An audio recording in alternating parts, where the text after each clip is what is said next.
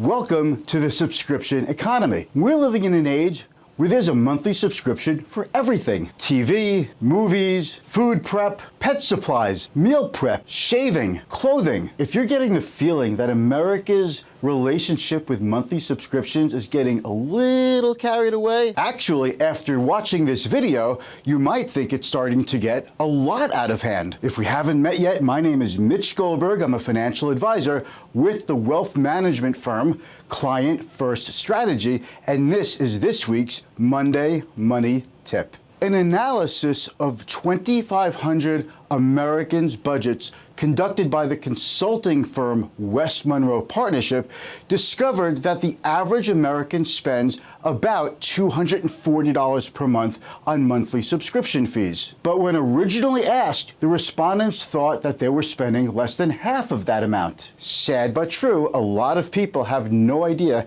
how much money they're spending on monthly subscription services. But these numbers only tell us half the story. The other half is the opportunity cost of all of this money that's being spent on subscriptions. But if you can eliminate a few subscription services, for example, just $35 per month over 20 years comes out to $8,400. And that's not even including price increases. But what if you instead invested that $35 per month and it earned, let's say, a long-term stock market average compounding annually at 9.5% over 20 years? That would bring you to almost $23,000. And in 40 years, over $160,000. Now that doesn't include expenses, taxes, fees, and commissions, but I think you get the idea that you don't have to be Albert Einstein to tell that a small dollar amount invested monthly over time and compounds can really add up. After all, he is known to have called the power of compound interest